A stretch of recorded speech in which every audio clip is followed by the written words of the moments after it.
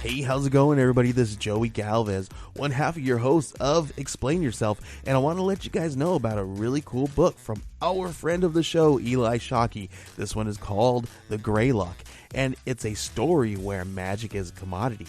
Potions are sold at corner stores.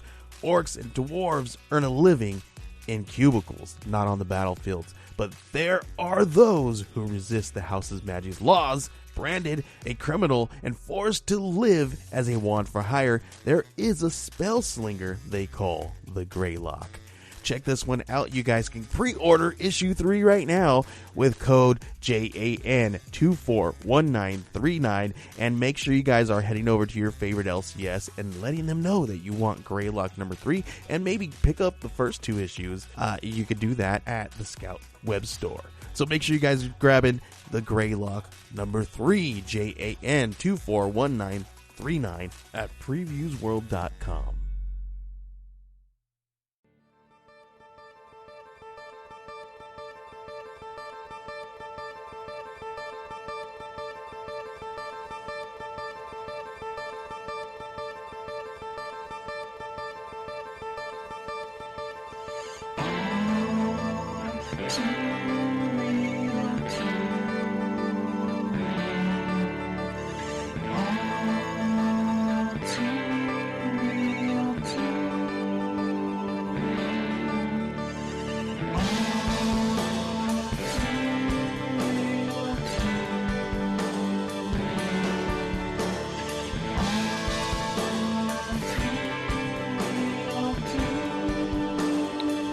Okay, everybody, welcome to the latest episode of All Too Real 2. My name is Michael Collins II, and with me via Facebook Messenger is my co-host, the co-hostess with the mostest. What's your name? The Matthew Lowenbrow Haas. Lowenbrow. Yeah, it's a beer company. Like the beer. Yeah, I'm trying to get them to sponsor me. Okay. Are they still around? Yeah, but barely. Or beerly. Yeah, get it. Beerly. So today we decided to take a break from our normal direct-to-video sequel, journey, and decided to do a direct-to-TV pilot sequel sort of thing. So back in 1995, some geniuses at Touchstone Pictures and ABC decided that they would greenlight a pilot based on the 1994 debut film of Kevin Smith, Clerks. And all they made was a pilot because it didn't get picked up by ABC. It was passed on, thank God, because who knows where the world of the View Askew universe would have gone if this would have been popular. Yes, like I said, it was filmed in 1995. It has none of the original actors in the movie. I mean, not in the movie, in the TV show. It was, they recast the roles of Dante and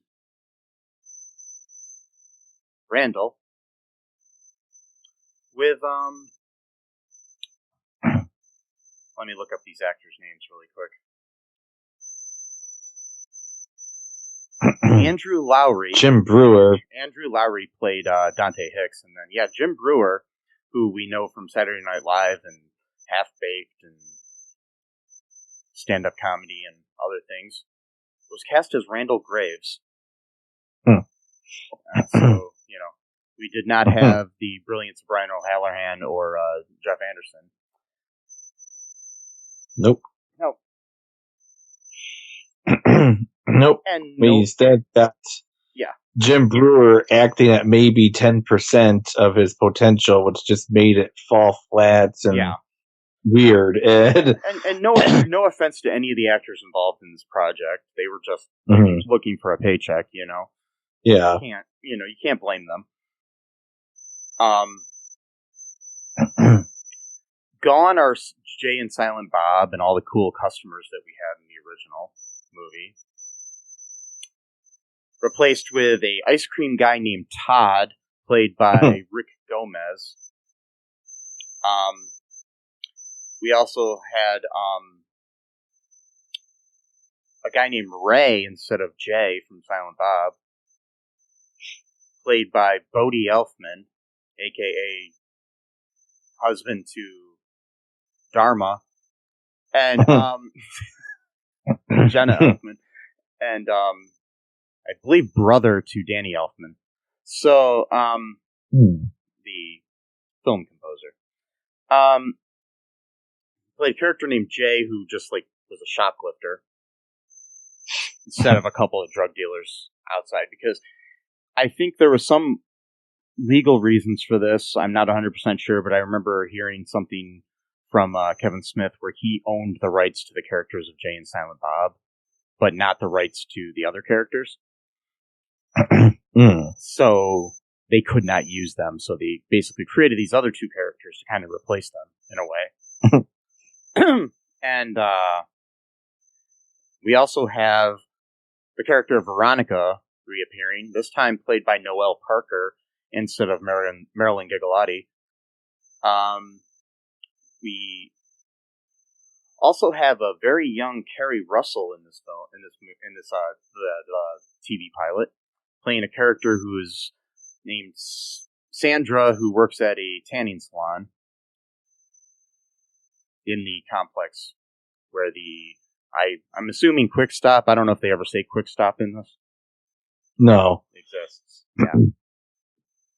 Do they call it anything, or is it just assumed that it's the Quick Stop? No, it doesn't. It doesn't even look like the Quick Stop. It's a completely different plaza. And yeah, but I'm just saying, are we supposed to assume that this is a Quick Stop, or do they ever give a name and call it the carry out or whatever? They just say the store. I mean, you still got the movie rental place right next door and that kind of thing. Yeah. But they may have had legal reasons too with that, based upon the owners of those buildings, Yeah. Because Quick Stop and RST Video are real locations, So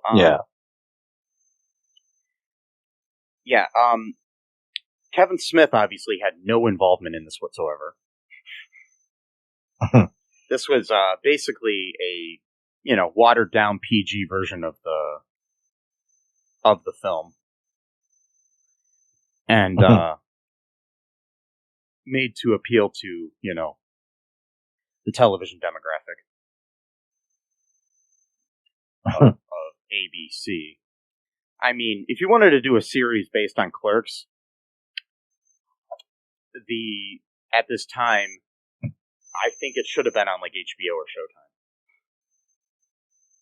Showtime. Yeah. That's my feeling on it. What are your feelings here, Matt, on after seeing this? I think it's one of the worst things I've ever seen in my life. And that's up there with the Larry the Cable Guy movies like Tooth Fairy 2 and Jingle All the Way to it just wasn't funny at all. I mean, it was every joke fell flat on its ass, and it almost felt like the characters were the actors were making fun of the show that they were on, they knew how terrible it was. Could have been. Almost have this little smirk, what? I said it could have been that's what they were doing. Jim Brewer especially, it's almost like he was making fun of the fact that he was playing this extremely watered down version of Randall. And that's interesting because 1995. Okay, because I just recently watched the documentary about the Dana Carvey show, and this seems to be a year where ABC just made a lot of weird mistakes about like what they thought a show either would be. Like in the case of Dana Carvey's show, where they thought it's like, oh, he's just gonna do Church Lady and it's gonna be great for us type of thing. And instead, they get this really weird sketch comedy show that's like decades ahead of its time. But then on the flip side with Clerks, they're like, okay, well, we know what the real Clerks is, but we're gonna just completely make our own shitty version of it. Like, yeah, it's but luckily, at least this didn't air. Right? Yeah, that even make it. Yeah, I mean the pilot resurfaced probably about 5 or 6 years ago online. I will link it in the show notes too, so if you want to watch it and before you listen to our review, the rest of our review, or if you just want to watch it anyways. I mean, I warn you, it's pretty bad. Yeah. Do you want to take a quick break here, Matt, and then we'll come back and talk more about it, like some trivia and some other things? Sure. Yeah, be right back,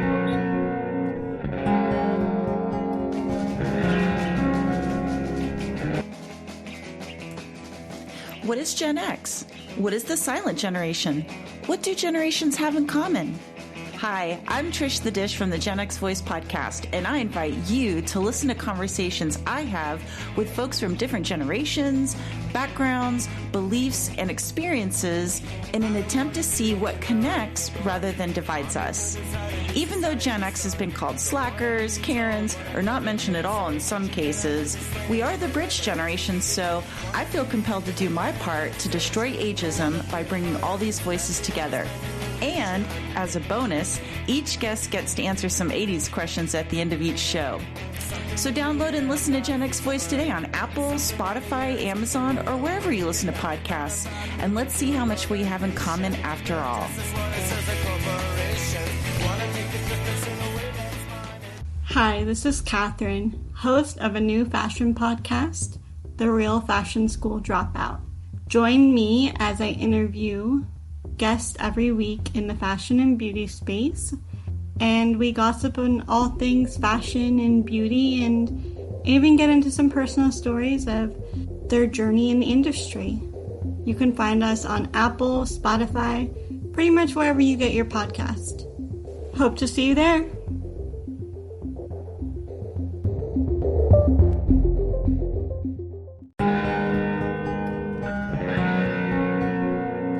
And we are back, folks.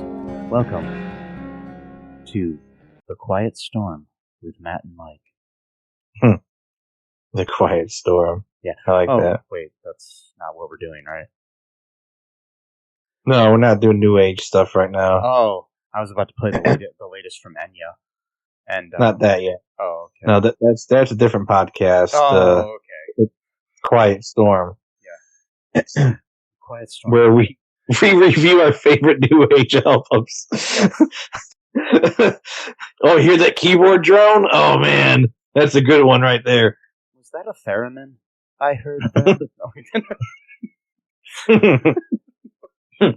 Wait, okay. Anyways, so back to the Clerks unaired TV pilot. First off, like we said, different cast. This was directed by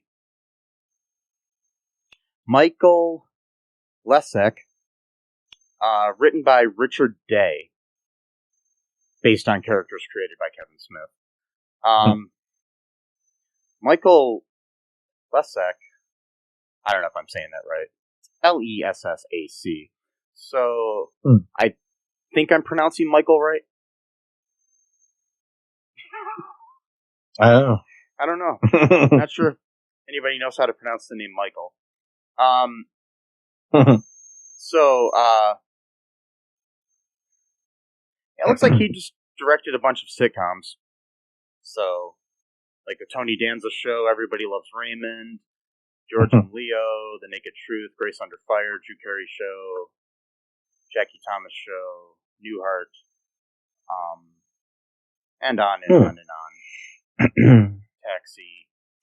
So he goes back quite a while. So instead of having somebody with no offense to this Michael Lessick guy, instead of having a young person with a fresh, point of view like Kevin Smith was, we're going to get a guy who directed Taxi, like 20 years after the show went off the air. Well, not 20 years, but like 15 years after the show went off the air. It's like, yeah. Yeah. Yeah. That just seems a little weird to me. It's just the whole format was just like your really like typical sitcom, like with a laugh track and everything, and it just like was nothing like Clerks. I mean, the whole point of Clerks, the reason why people love it or hate the movie is because it's so weird. Where and realistic. At the time, it was one of the most realistic movies because it was basically just like, oh, we put a camera in this carryout. Sure, they spoke kind of flowery in Kevin Smith language, but it was basically just two dudes hanging out in a carryout. It's basically what it was. It was a slice of life sort of thing. Yeah, like real conversations that like you would have, if you spent like an entire day with someone. You just start having really stupid conversations like about Star Wars and stuff like that. Not licking an ice cream cone and going, "Let the goddess speak." Laugh track. No one talks like that ever. So yeah.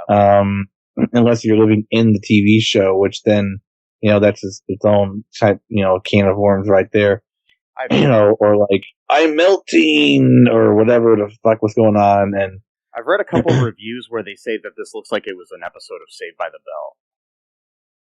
It might as well have been as corny. I mean, like okay, so like the thing I'm talking about, like the whole like actors like knowing how stupid it was and like almost making fun of the show that they're in.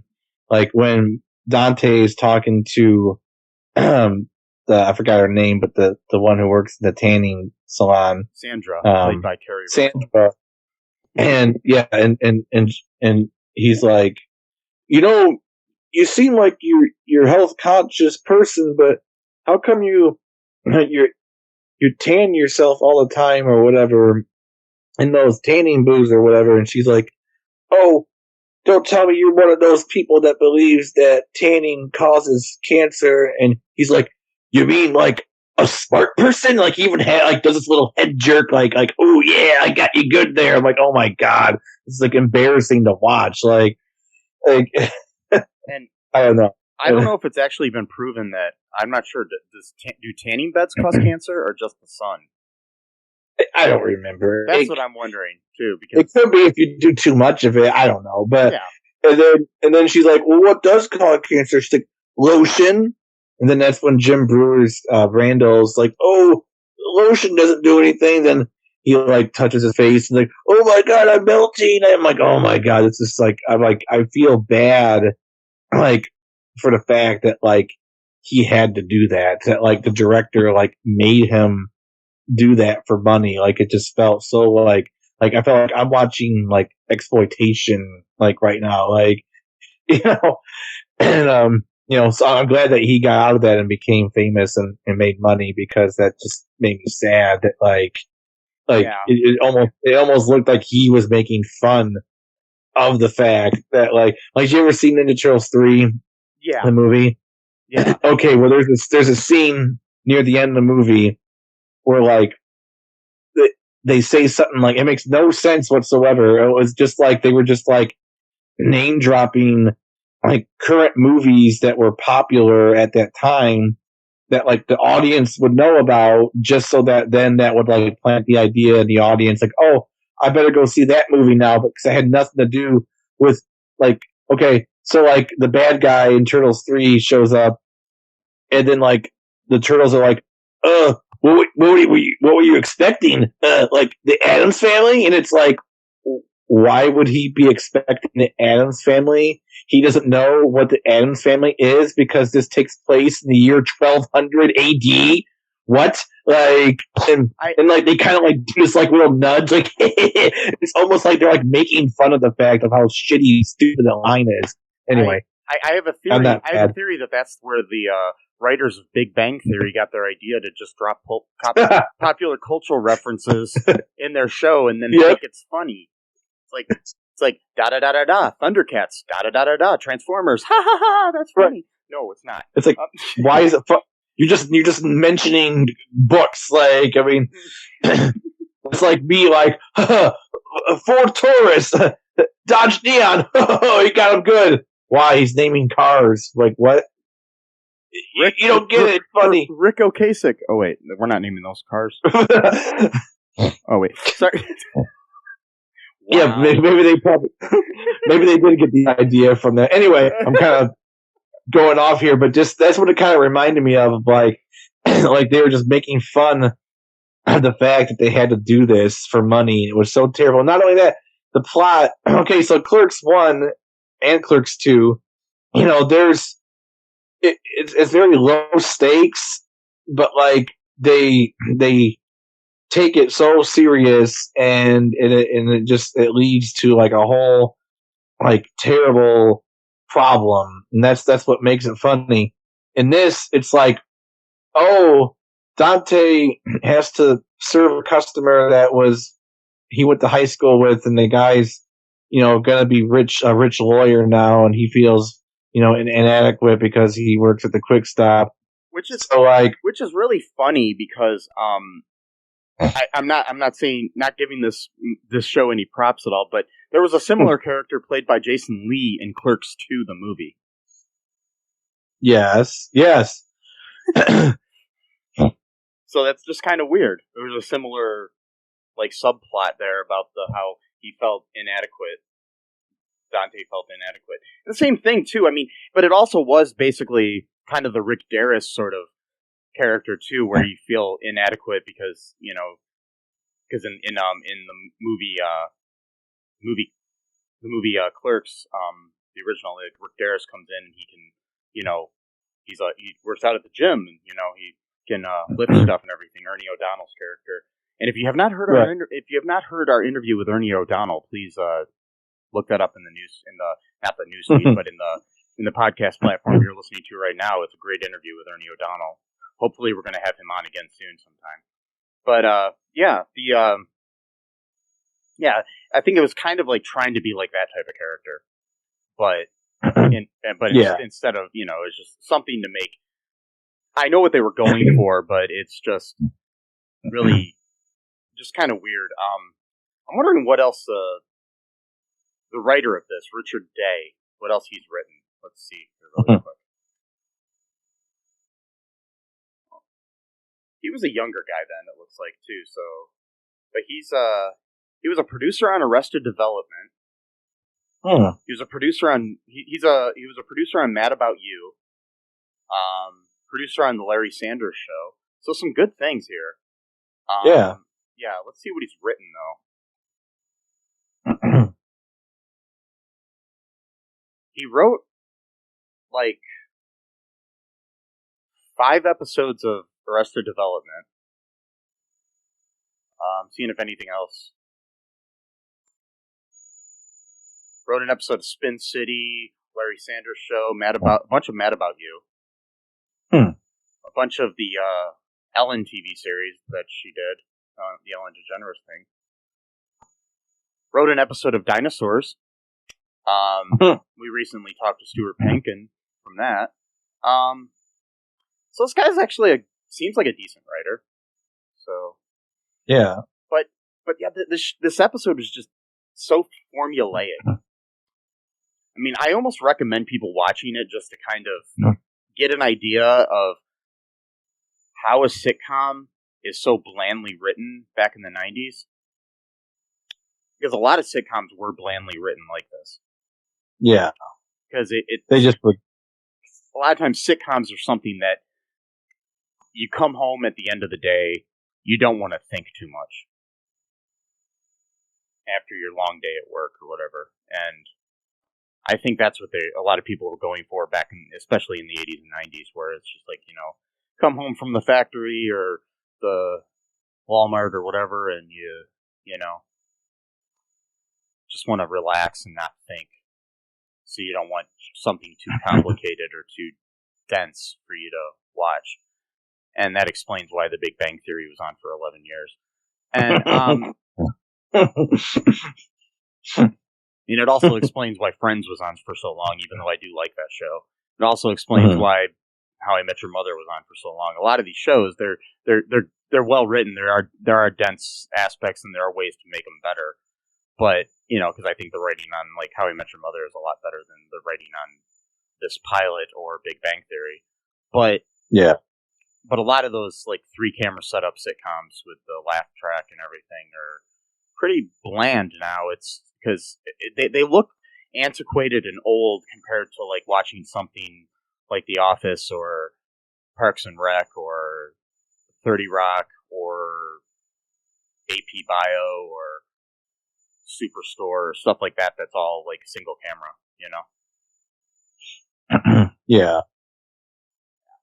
And I don't know if people know the difference between single camera and 3-camera setup. 3-camera setup is the classic sitcom like I Love Lucy, where you have you have close-ups and a wide. You have like 3 cameras, basically a wide shot close-up on one actor, a close-up on the other. Sometimes it's 4 or 5 camera setup, depending on how many people you have on set.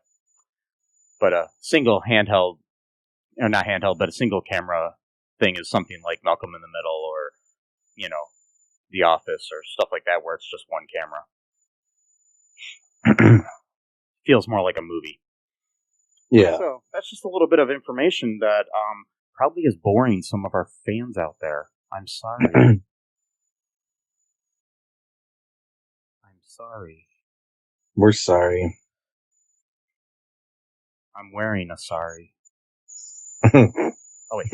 Anyways, so I'm in a weird mood, Matt. Anyways, so what's the basic plot here, Matt?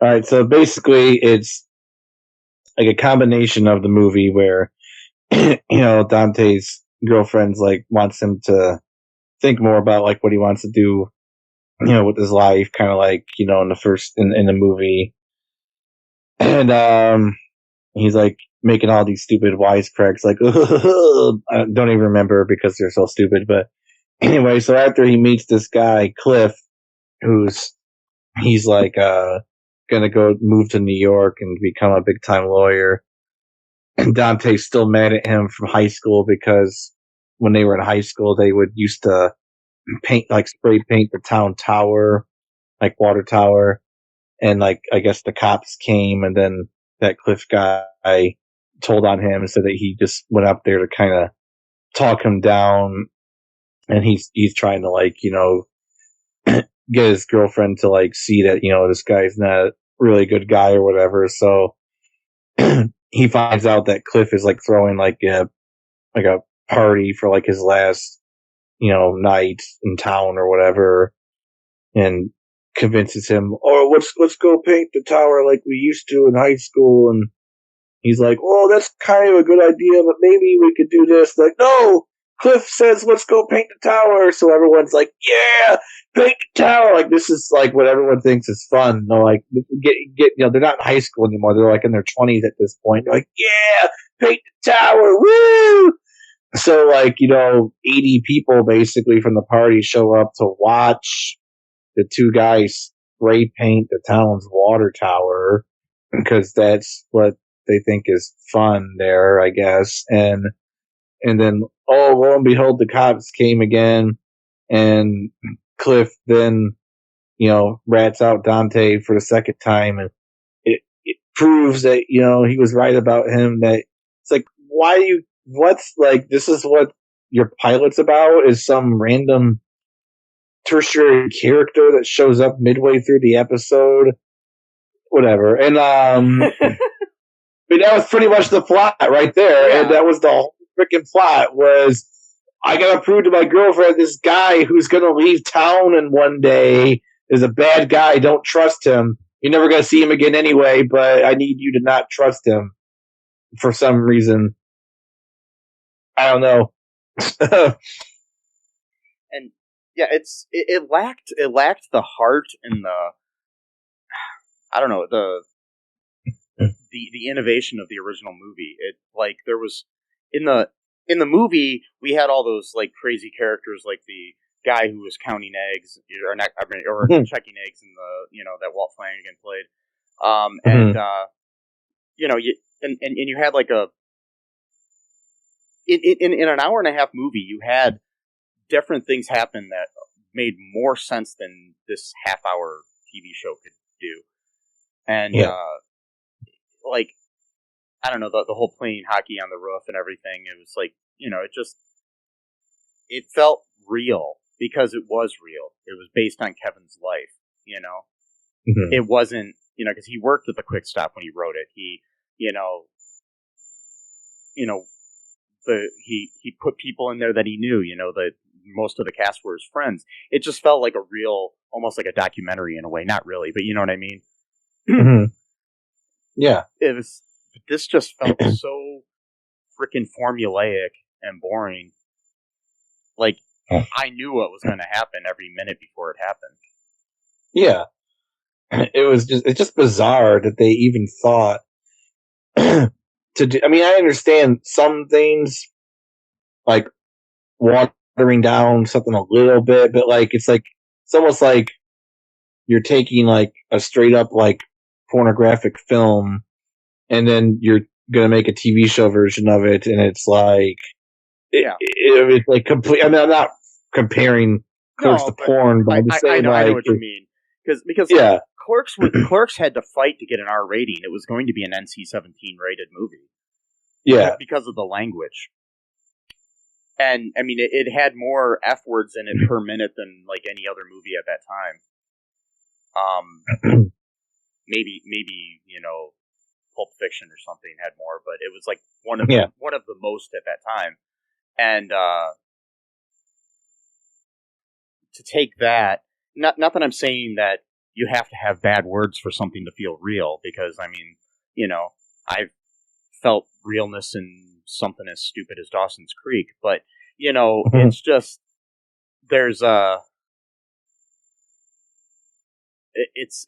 didn't feel authentic. That's the thing. And the main problem that they had is that they did not have Kevin Smith involved in it. Yeah. I mean, he did do a animated series later based on Clerks, which didn't last a whole season, and they burned off the episodes on like Comedy Central or something later. But it was actually funny. Yeah, and you had the original actors doing the voices. So, but it didn't take itself to the point so seriously where it was like definitely in the same universe as the movie, and you knew that, and they didn't want you to think otherwise. You know, Jay and Silent Bob they knew they were a cartoon, basically, you know? Yeah. This, however, felt like a cartoon, even though it was live action. That's just kind of how I felt about it. Do you want to take another break here really quick, Matt, and then we'll come back with some trivia and maybe some user reviews on this? Yeah. Okay, we'll be right back.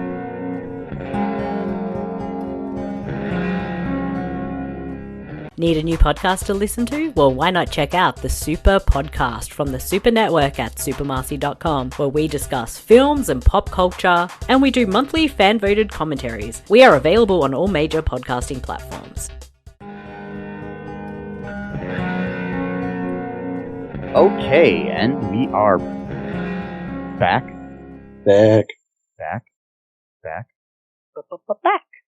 My name is Mike, as you know, just reminding you. This is Matt. How are you, Matt? Mm-hmm. Mike and David Icke. Whoa. Nope. No lizard people here. That should be a good documentary called Mike and David Icke, and it's where we do a documentary about David Icke, but it's not about any of like his conspiracy theory stuff is just like regular stuff he does throughout the day, like goes grocery shopping. And We talked to him about his That's the sports whole- casting career. yeah, that's the whole documentary. It's like there's not one mention of any of his books or. We just ask him. So when you make a salad, what kind of dressing do you like? Do you use dressing, or do you Yeah, do you like it's a cheese? fresh take. Do you like cheese on hamburgers, or do you like the Beatles or the Stones? Do you like? Yeah. Are you more of an NSYNC guy or a Backstreet Boy guy? Come on. Oh, Well, surprising fact though, he likes 98 degrees. Anyways, no reason why. Yeah. So okay, here's some trivia of the little bit of trivia we have for the greatness that was the Clerks unaired pilot. Both Brian O'Halloran and Jeff Anderson, the actors who played Dante and Randall respectively in the original Kevin Smith film Clerks, auditioned for the role of Dante. Both of them did, and were not cast. They passed on casting the original Dante as Dante. Wow. That's like, you're not Dante enough to be Dante, even though you are Dante. It's because they knew that it was going to be different than Yeah. the movie, so they needed an actor to, play it down. And then, yeah. I just find it funny that Jeff Anderson also auditioned for Dante, not for Randall. Oh, wow. Yeah. This was filmed during the production of Kevin Smith's follow-up film Mallrats. Smith had no involvement in this attempt at a series. The end credits is the song Can't Even Tell by Soul Asylum. The music video for the song features Dante and Randall from the movie. This pilot was based on arguing with the band members if they could beat them in roof hockey. That was the original. The song was in the original movie as well as the end of that, but they used it as the end credits for this as well.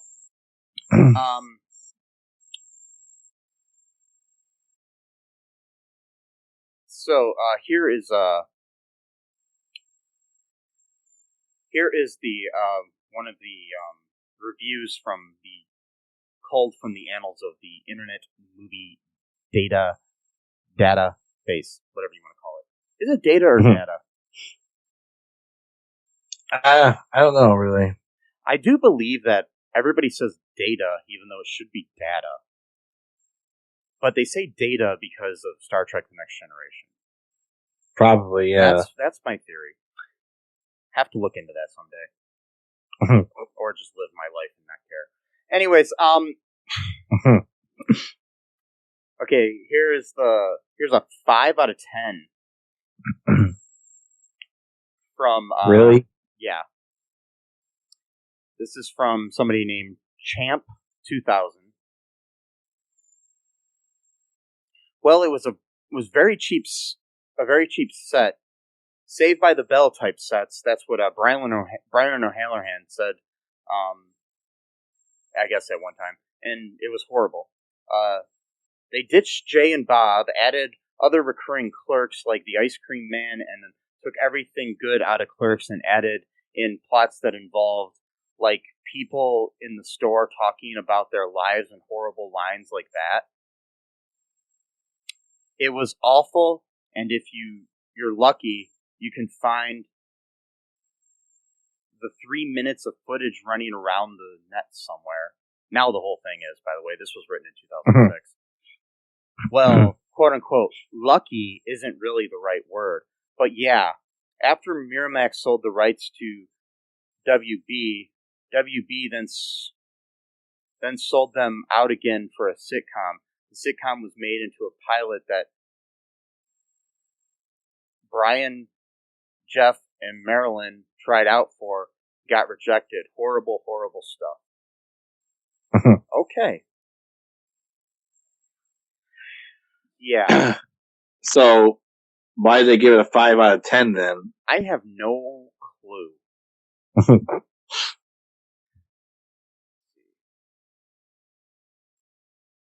I found a very detailed 3 out of 10 review, but again, it's very detailed, and I don't feel like reading all of it, so I'm not going to.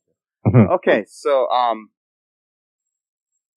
this is 2 out of 10 from Sand Cooler. I like that name. Anyways, it was written on June 16th of 2015. The pilot nobody wants you to see. I'm not quite sure how this would even work, but this sitcom pilot was made without prior knowledge, let alone consent of Kevin Smith. He did write and direct the movie this is supposedly based on, but informing him about this spin-off seemed a bridge too far. In all fairness, though, this is has anything to do with the movie, which begs a lot of questions. Clerks was an underground hit, but is it really so famous that merely using its name gets you great ratings? And would actual fans of the movie turn this off after 5 minutes, noticing that the only thing it has in common is a store setting and characters named Dante and Randall? They don't even have Jay and Silent Bob. There are really only 2 quite fascinating things about this pilot. The constant waves of canned laughter after lines you didn't even identify as jokes, and the fact that SNL alumnus Jim Brewer is playing Randall. Apart from that, this might just be the longest half hour of your life. Yeah. So they loved it, man. Oh. Yeah. So, I mean, I think it's really hard to take a movie and turn it into a TV series. MASH comes to mind, and so does MASH. And MASH. See, I always thought that the MASH movie came out first before the show. It did. I think. Oh, it did. Okay. Yeah. Oh, yeah. Duh. Because you're talking about. Yeah. Yeah. Okay. Because I remember seeing that once. I rented it from like the video store, and I was like, wait, I thought MASH was a TV show, but then there's a movie called MASH. Then I watched it, and I'm like, oh yeah, it's definitely the same story. Yeah, it's based on a book too. Oh, okay. Yeah, the guy who wrote it, he served in a MASH unit or something during the Korean War, so he wrote a book based on it. His experiences. But yeah, I can't really think of any other TV shows that are based on movies that were really that good. I mean, I'm sure I'm missing something. There was probably one good one out there that... Yeah. It's hard. And so I think it's kind of, it's a hard bar to follow. I mean, when you have a movie that is so respected and raised to that high of a level. Yeah. At that time. I don't know. It's hard to make TV. Yeah. Well, like it depends. I guess sometimes it looks like it's being written by a 10-year-old. So, yeah. Oh, the Flash. Oh, Wolverine. Laugh track. You're not talking about Big Bang Theory, are you? No, of course not. No. Always have, I'll say something sexy and funny to a customer in our diner. Oh, ha, ha, ha, we're 2 broke girls. And yep. Anyways, I think that's about all I had to say on Clerks, the unaired pilot. What about you? Yeah, pretty much. I mean, there's really not much more to say about it. I mean, it's pretty much that was it. 1 pilot episode. 21 minutes long. Over half of it was dedicated to let's spray paint the town's water tower like it's that 70s show, which came out 3 years later after this episode was filmed, which is interesting. Yeah. But so I wonder if someone worked on that set or could have just been a coincidence. But I would not recommend watching this episode unless you're just like studying like bad TV and like tropes and stuff like that, or how basically I think I'm going to title this episode "How Not to Make a Sitcom" based on a movie, or something. I don't know yet. We'll decide. We'll see. You'll read what I called it, folks, when you look at the little show notes. So, anyways, should we just wrap things up here, Matt? Yeah, sure. Okay. So, hopefully you'll join us again, folks. We love you, folks. Stay healthy out there. You know, wear a mask. It's not that hard. Just wear a fucking mask. That's all you gotta do. You know? I'm gonna leave some links in the show notes to Matt's music, to some charities you can donate to help out people. I'm also gonna leave a link to this pilot as well if you want to watch it. You know, I mean, if you have like 30 minutes of your life to waste, go ahead. You know. Right now we're supposed to be quarantining half the people in the world. You know, so you know maybe you can. You know, you watched everything on Netflix and Disney Plus. You know, go ahead and watch this. You know. Alrighty. So until next time. Bye-bye. Bye. Thanks for listening to All Too Real 2 podcast, a Cullen Park production. Produced and edited by Michael E. Cullen II. Music by Matthew Hawes. Subscribe and share the show. Visit us at cullenpark.com.